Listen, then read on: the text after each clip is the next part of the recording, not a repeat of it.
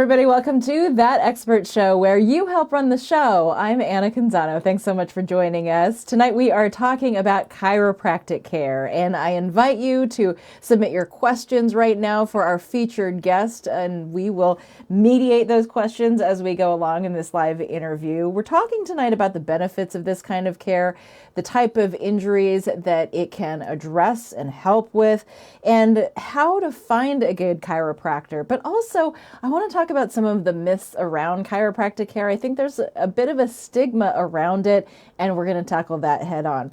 Our expert tonight is with Airrosti Rehab Centers. She also has been previously the team doctor for the San Antonio Scorpions, which is a soccer team, as well as for the Talons Arena football team. Joining us live right now from Federal Way, Washington, is Dr. Blaire Bradley. Dr. Bradley, thanks so much for being on That Expert Show. I'm excited.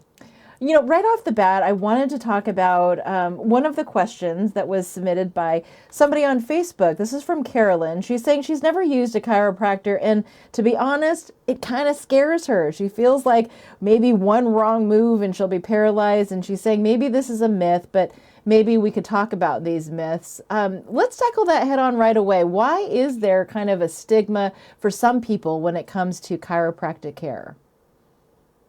I think everyone's heard crazy stories. I was one of them too. When I was younger, I heard that chiropractors could paralyze you or hurt you really badly or break a bone. But I was in so much pain that I actually wound up seeking a chiropractor to try and fix me. And that's kind of what led me to my job today. But the interesting thing about our profession, I think, is that there's such a broad spectrum of how we practice. You have people like me who don't really adjust at all, who use myofascial release and rehab exercises to help people become pain-free. And then you have people who do manual adjustments, which is probably what most people are afraid of. But then there's a lot of other lighter force tools like an activator or a pro adjuster, and even some other techniques that are much more lower force that don't really have any of that stereotypical cracking or cavitation, which is what we call it actually. So it just kind of depends on who you see, how you're going to get treated, just because of the so many different ways that we can treat under our license. But it's really actually a rather safe experience to be with a chiropractor. We don't really hurt that many people. We don't cause massive strokes. We don't, have these issues that a lot of people are afraid of. And one of the biggest testaments I think that I can use to support that is that our malpractice insurance is actually rather low.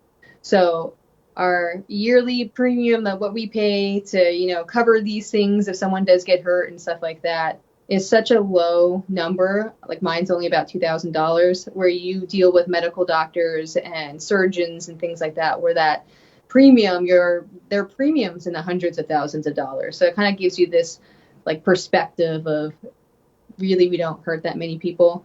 And they've done studies on it, and there's, you have a greater risk of having a stroke after getting your hair done at a beauty salon from leaning back over a sink to get your hair washed than you do in a chiropractic office. And I think one of the kind of unfortunate things of why sometimes it's leaned back, or people think it is because, I saw a chiropractor yesterday and I had a stroke today, is that what do you go see a chiropractor for? You go see a chiropractor for neck pain, headaches, and things like that. What are the first signs of a stroke? Neck pain, headaches. So the person could have already kind of been going down this rabbit hole that unfortunately the chiropractor missed because, you're not blaring. It's not like you said the magical words of this is the worst headache of my life, which is what they teach you in school to look out for.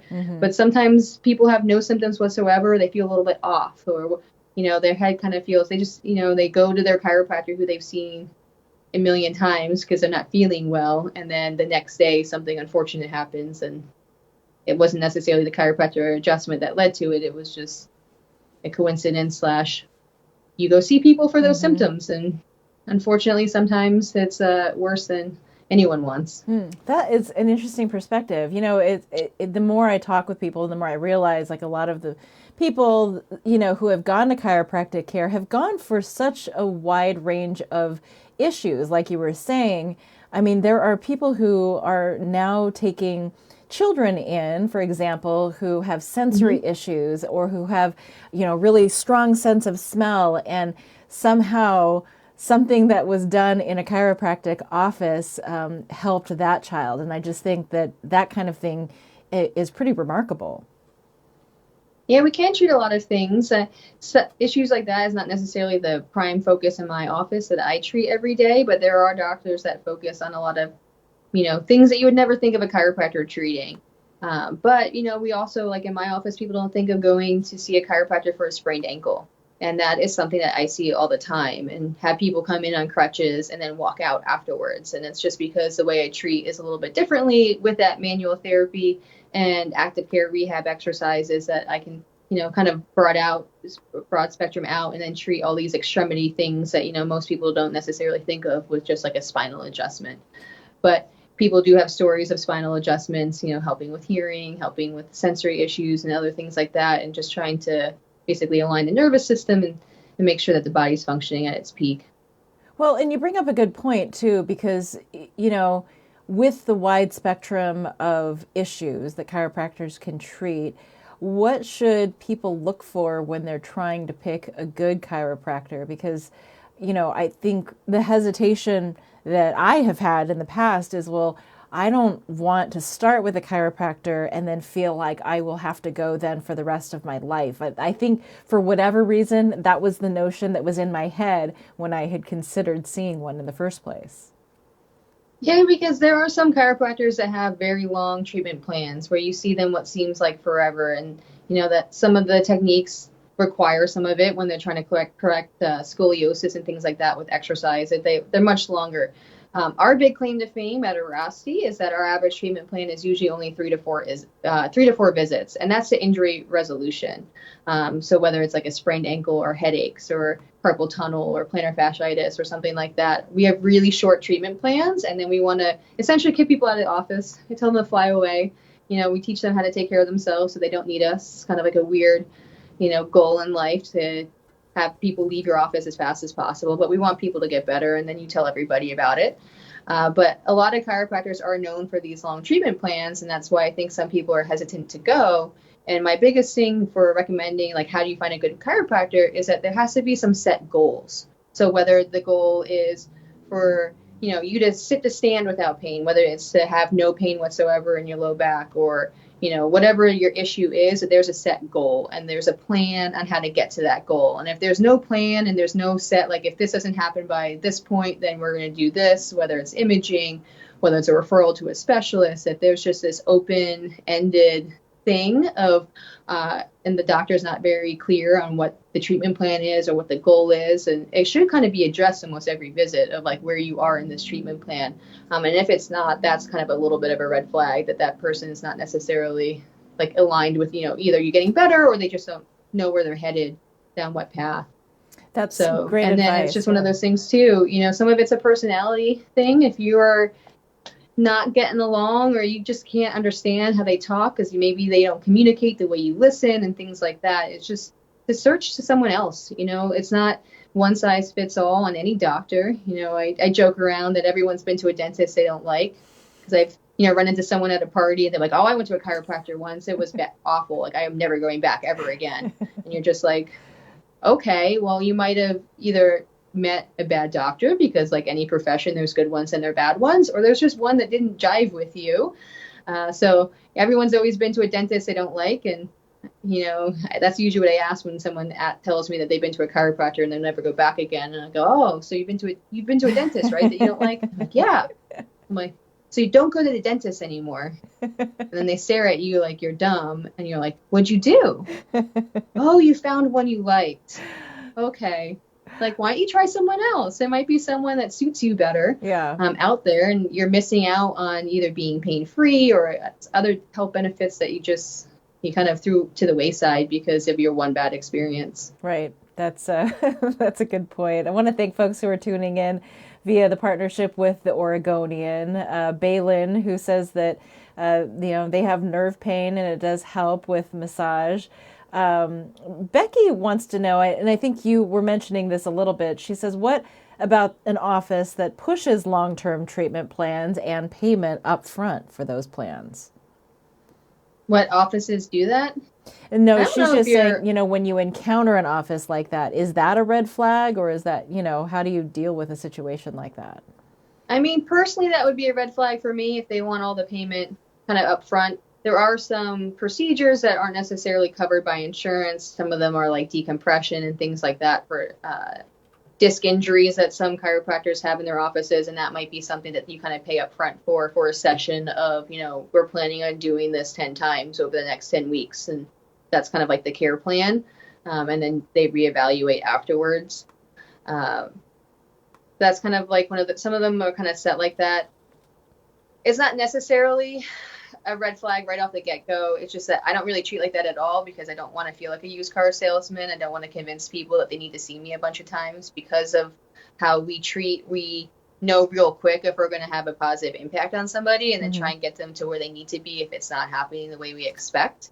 So it's just kind of one of those things of, hopefully you've had some kind of referral too, as in like a friend or a family member or next door neighbor app or something to like get you into that office, and you're not just like walking down the street and just be like, oh, chiropractor, and then walk in the door. So hopefully there's some kind of feedback ahead of time with that. But as I said before, some types of chiropractors treat in a way that they want to try and change your spinal shape and things like that, and that's not going to happen overnight. So those are going to have a little bit longer plans, but once again, it kind of depends on the person and what they are trying to achieve. Let's talk a little bit about, pregnancy recovery, or mothers who are expectant and experiencing back pain, or the kind of pain that they have postpartum. I know for myself, that was a big deal. I was pregnant with my first child and trying to enjoy, the last month of pregnancy, which was really hard to do because I was in tremendous back pain. I do have scoliosis. I think that was potentially part of the issue.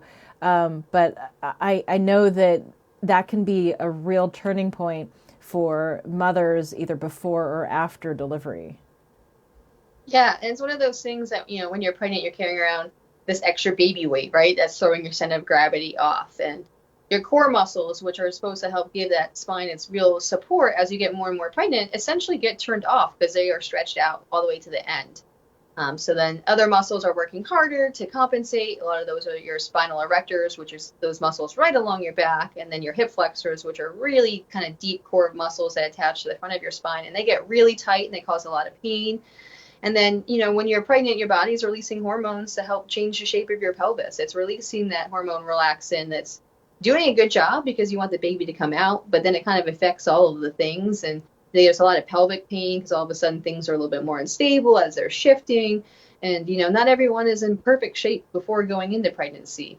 So they have some muscle imbalances that they already have that just got accentuated while they're pregnant.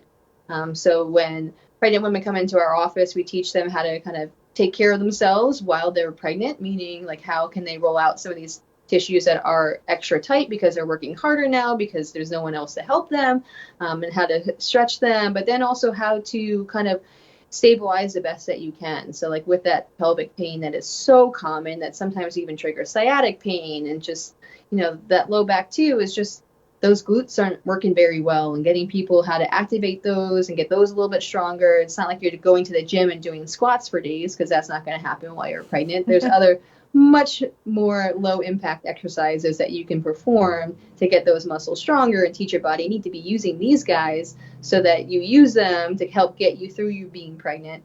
And then one of the biggest things afterwards is that, people just assume that you gave birth to this beautiful baby, that your body knows exactly what to do now to get better. And like, you haven't been using those abs for the last like 8 months, and now they're thrown back in the game and they don't know what they're supposed to do. And unfortunately, there's no prescribed PT after pregnancy, right? People are just thrown back. And heaven forbid, for your safety or the baby's safety, there happened to be a C-section where now they just cut that abdominal wall. It's even harder for those abdominal muscles to turn back on. So these poor women are, kind of even farther down this rabbit hole of being in pain, because now you really have to teach that body how to turn that muscle back on. And that is really hard to do, but there's some simple exercises that get that mental gymnastics going from that brain to that muscle. I need to use this, and then, I need to use this like all day long while I'm standing, while I'm sitting, while I'm, turning over in bed, and helping teach it to turn back on. And like I've had patients who, their last kid was 15 years ago and, they're having back pain, but they like never really figured out how to, turn their core back on. And it's such this light bulb that goes off and instant pain relief when, your body is not recruiting this other guy to do the job the whole time. Those back muscles get to relax, those hip flexors get to relax, you kind of strengthen some things and your body is balanced and functioning the way it's supposed to. And it can manifest as hip pain, back pain, pelvic pain, even going farther down and into your knees and things like that. If you're not stable kind of in that midsection core pelvis area, it just manifests in all kinds of different things, depending if you're sitting all day, or if you are training for that marathon, or just chasing a toddler around the house and holding a baby on your hip, doing dishes. Like you're supposed to, all these things that you do all day long that when it hurts to do it, life is not very fun. Right. Yeah, that's pretty hard to just kind of grit your teeth and get through that. Another aspect of pain that I think a lot of people can relate to are migraines, for whatever reason. And is that something that chiropractic care can benefit as well? Yeah. So the biggest thing that comes to you when you start talking migraines is that what is the cause of the migraine? There are hormonal changes that cause migraines, issues, especially in women around the different times of the month. There's food triggers for migraines, if you're allergic to something and you eat it, or you have food sensitivity. And then there's that musculoskeletal cause of migraines, which is obviously our bread and butter. We can't treat hormonal issues. We can't treat food issues. But, whether or not your upper traps or your suboccipitals are working really hard, they can help irritate those nerves and trigger those migraines all the way up, as well as, muscles are attached to the bone. So if something's really tight and pulling people out of alignment and then irritating the nerves that way, triggering headaches. There's also this misconception that a migraine is just a really, really bad headache. And it's not necessarily a really, really bad headache. There are certain things that make a certain headache a migraine. Some of people have auras, which is like change in vision or hearing things that happen right prior or during that migraine. Or things like that. But then there's some just really intense headaches that can come from trigger points in your upper trap, in your suboccipitals. And once again, it's, if you're walking around all day with that head forward, those muscles are working a whole lot harder than they're supposed to be. And their volunteers are being thrown in for you to do your job. And they get angry. And then these trigger points go. And I have trigger point charts on my walls in my office that I'm like, where is your headache at? And people start describing the patterns of where their headaches are. And I'm like, oh, let's look at the chart over here. Like that trigger point pattern follows your sternocleidomastoid muscle or your upper trap or your suboccipital.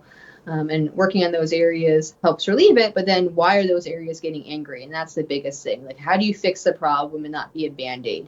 And a lot of that has to come back into, posture training and things like that, teaching people how to make sure they're holding their shoulders down and back so that their scapular stabilizers are working and you're not just using your upper trap to do all of the things. And then all of a sudden you have a headache. So there's a lot of patient education in the office that goes on as everyone checks their posture now at home and in the studio. I'm doing it. Producer Bella's doing it. Because a lot of people know not to slouch forward, right? They know this is bad, but they don't know that it also depends on where your shoulder positioning is. And if your shoulders are rolled forward, you can feel how tight that upper trap gets. But if I say no pokey scapulas. So you want to just make sure that those scapulas are flat against your rib cage. It's not pulling them together, sticking your chest out. It's just no pokey scapulas. Okay. And then you can feel how everything starts to relax. And the same thing has to go with head positioning. If your head's way out here, everything's working really hard to keep you from your chin hitting your chest. But if your ears are more over your shoulders where they're supposed to be, it relieves the tension off of everything back there. And that's a big, it helps with a lot of headaches. Everyone's those corporate T-Rexes at their computers all day, looking really forward at the screen. Everything just getting really tight and angry. And then they get those headaches. Yeah. But yeah, getting adjusted, we're learning how to get in there and how to relieve that tension on your own, and just knowing what proper posture is and how to strengthen some of that. Stretch the front, stretch those pecs out so that you can get there and you're not fighting yourself all day, can be a massive relief to headaches, as well as neck pain and upper back pain and shoulder pain. There's just these common dysfunctions that happen from bad habits that people don't know is a bad habit, and then it just manifests as so many different areas that can all basically be simplified down to that one thing. If you fix this, like, all of these other things can get better. Yeah, I mean, that's a wonderful reminder for the rest of us about the importance of posture and how that can lead to pain. I know that, working in nearly 2 decades of television news, I would work with photographers who had to carry these really heavy cameras around. They're lighter now, but they weren't as light, even just a decade ago. And I always felt for them because they would have to call in sometimes and just not be able to come into work because they were laid out on their back with major sciatica pain, some kind of nerve pain, and they were really like at home and immobilized. Is chiropractic care also effective when it comes to that kind of nerve pain? Yeah, we can definitely affect nerve pain. Pain, the source of the pain generator is the important part, right? So kind of knowing where it's coming from can kind of change a little bit of how you treat somebody. Is there a nerve that's being pinched in the muscle outside of the spine? And that is very easily addressed. Is it being pinched by a disc or something that's inside the spine? That can still actually be addressed non-surgically. It just kind of depends on how bad it is. So if you have someone functionally optimal and they're putting no extra stress into that spine, no extra stress into that disc, because we know that it's not happy, whether there's been imaging or not, you can kind of tell in an exam of what's going on where. But if you get as much pressure off of that and the body has a chance to calm down, a lot of times that nerve pain goes away. Now, if it's not going away and you do imaging and you see that there's a really bad herniated disc and it's just hitting that nerve really bad, then, you can, if conservative care hasn't worked, which should always be the first option, right? No one wants to sign up for surgery.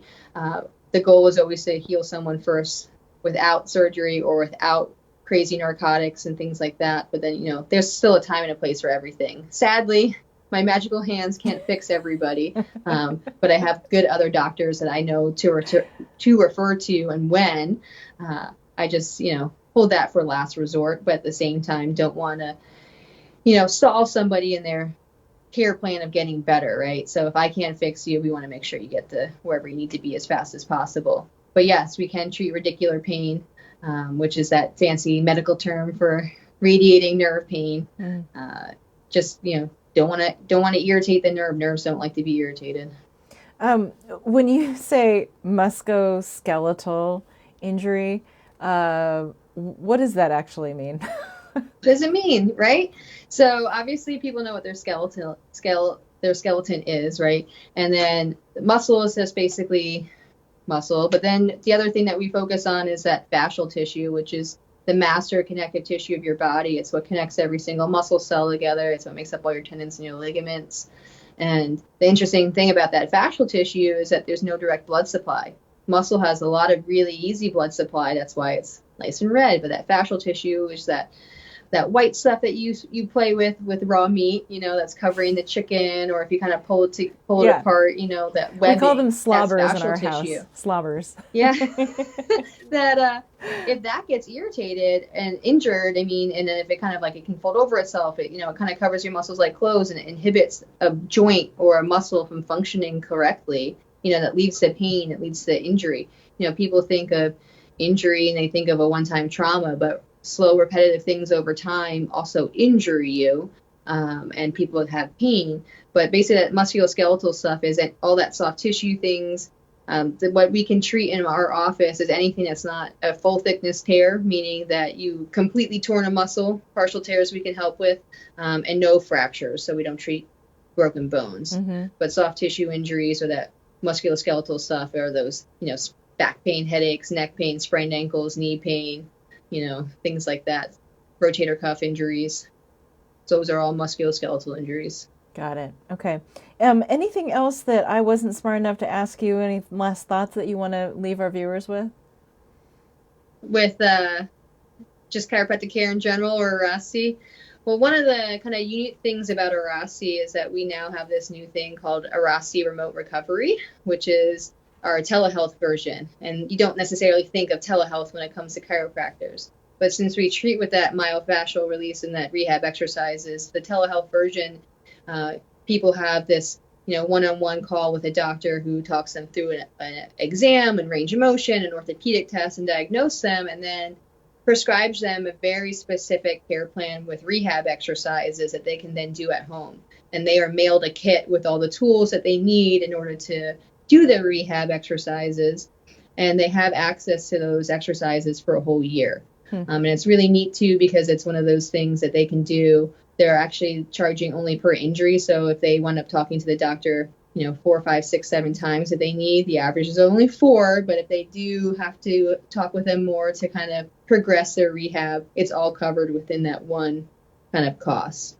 And right now they're working with Blue Cross, but they're also doing cash things. And I think it's $550 for a whole injury. And we're in 46 states that we are doing that right now. So, there's Airrosti itself is only in 4 states, but Airrosti Remote Recovery is in 46. So people don't need to leave their home to get fixed and go out and about. It's kind of like this very unique thing that a lot of people don't think of, either chiropractic or even physical therapy, that they can do the entire thing on their own at home at their house. So if they're interested, go check out Airrosti Rehab Centers online at airrosti.com. We'll make sure to include a link to that when we create the tip sheet after the show. Dr. Bradley, thanks so much for being on That Expert Show and for your insight into this. You're welcome. Happy to be here. And as mentioned, after the show, we always create a tip sheet and we'll post it on thatexpertshow.com. And that will summarize the doctor's key points. You can always catch our show as a podcast. So wherever it is that you listen to those, you can snag That Expert Show and subscribe. You can go watch previous episodes, not only on our website, but also on YouTube. And hey, I would just love to hear from you. Let me know what you thought of Dr. Bradley's interview. Tell me if there are other guests that you think that we should interview, other topics that we should go after. I'm on Facebook, Twitter, and Instagram. Just look for Anna Canzano. We live stream this show on Mondays at 7 o'clock. We also are very grateful to the Oregonian for the partnership with them. Gets our show out to more people. But the dialogue with the viewers, your input is really what makes this work. It's That Expert Show, and it's where you help run the show.